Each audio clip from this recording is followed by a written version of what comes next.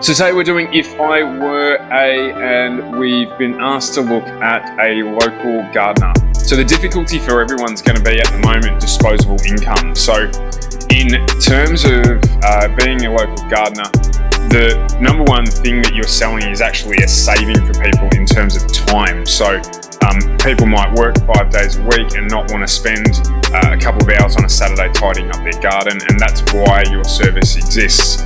So how would we best leverage that if we were doing marketing for your local gardening business? Well, there's a couple of things I would look at.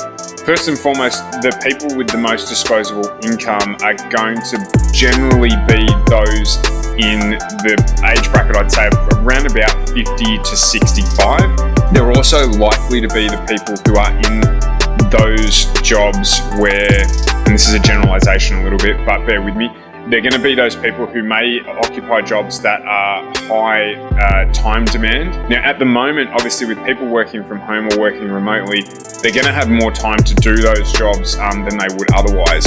So in the short term, I would certainly be showing off your skills. So recording content around, or even taking photos around maybe some general garden maintenance tips, or ways to show people how to save time. So it might be that in terms of preparing to mow the lawn on a Saturday, on a Wednesday you should spray the reeding grass that's overgrowing the brickwork at the edge of your lawn.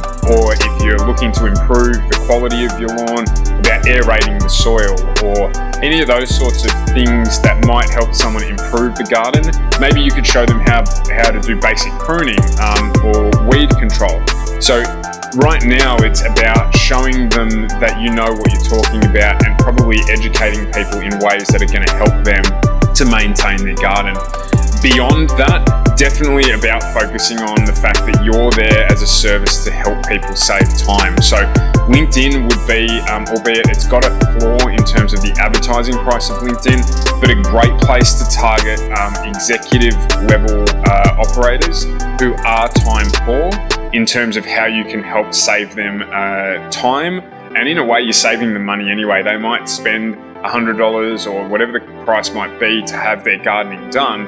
But in terms of the opportunity cost, that might mean that they get 2 hours to spend with their kids, their grandkids, their partner, that they may not otherwise have because they're doing the gardening. So you really need to leverage the fact that you save people time by taking away a task that affords them to save the cost of doing that instead. So you're an opportunity cost provider, and that's what you need to leverage in the advertising that you're doing. What platforms? Well, as I said, LinkedIn I would certainly do for targeting that particular audience. Facebook obviously is always going to be a core for you in terms of being able to advertise to your local community, and the breadth of targeting options that are available to you on Facebook means that through a little bit of trial and error, you're going to be able to find what works in terms of audiences. So whether that's targeting mums, whether it's targeting dads, whether it's targeting particular demographics in terms of interests, that's what you then need to work out through some A/B testing or trial and error, which is what we would do. If you are wanting to use Instagram, you can probably use it as obviously being a picture-based platform, certainly use it by, I would take photos of jobs that you complete. So when you go to someone's house for those clients you've already got, take a before and an after shot and post them up on Instagram and say what you've done. Don't talk about pricing, don't talk about how much it costs to get it done. Literally just show people what you do. So this is, we took over this garden and now here we are with this garden at the end. We've mowed the lawns, we've done some pruning. So another great way that you could get engagement from people is to talk about the seasonality of what you do. So what do you do in winter to prepare for spring? What do you do in autumn to prepare for winter? Those types of tips, what type of things people should plant if they're looking to grow plants themselves. Those tips will help people engage with you because you're educating them. Maybe you've got a particular talent in something that you do in the garden. So it might be roses, it might be the way that you can do a time lapse of you trimming a hedge into a shape.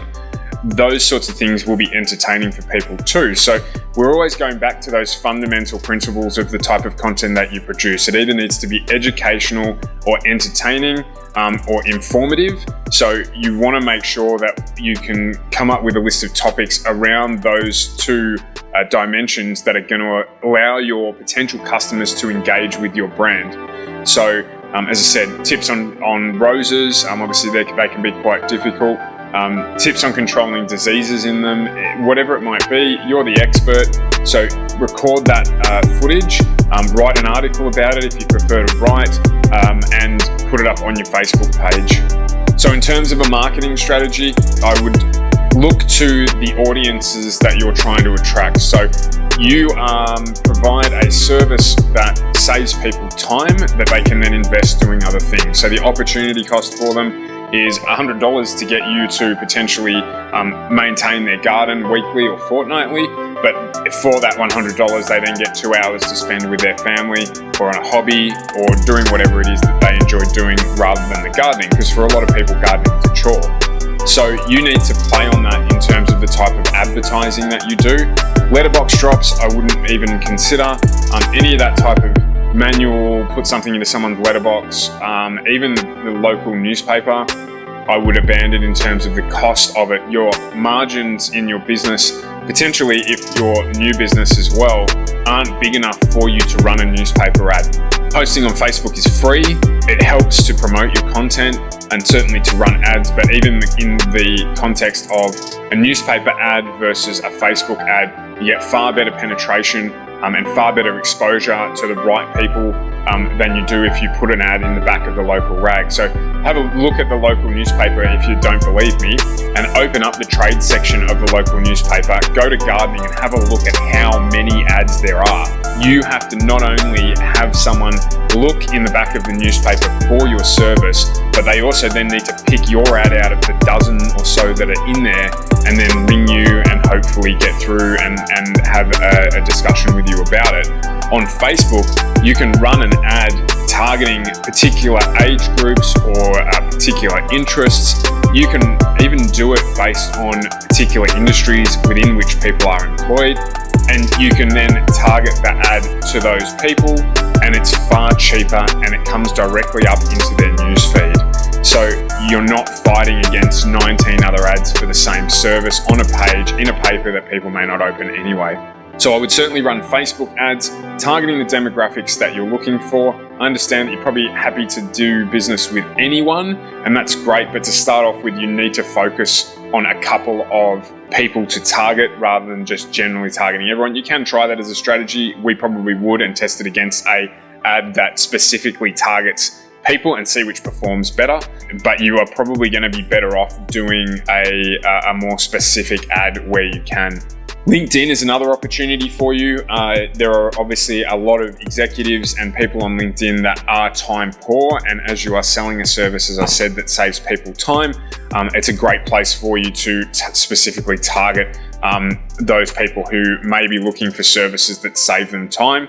And the only warning on LinkedIn is that, as opposed to Facebook, which is an absolute marketplace, LinkedIn does have a flaw in it in terms of the cost of the ads. So just be aware that your conversion cost or your customer acquisition cost, your CAC, is going to be higher on LinkedIn purely because you're already starting out with a more expensive ad product to begin with. You may find, however, that your conversion's better. So I would encourage you to give it a try if you've got the budget to do it. Otherwise, I would encourage you definitely just to stick to running ads on Facebook. So hopefully this helps you. It's very difficult at the moment for businesses, particularly service businesses, to make sales. So I would very much encourage you just to be focusing on building your brand by giving people entertaining or educational content, and that will position you once this is over to be in people's lives and familiar. So when you ask if they're interested in having you come by and maintain their garden, you've already introduced yourself to them. So I hope this has brought you some value. This is another episode of If I Were A. I'm Stuart. If you've got any comments or feedback, stuart@fergusongroupmedia.com. That's STUART. Or if you just want some general advice about your particular industry, either let us know and we can cover it in a future episode, or drop me an email and I'd be more than happy to try and help.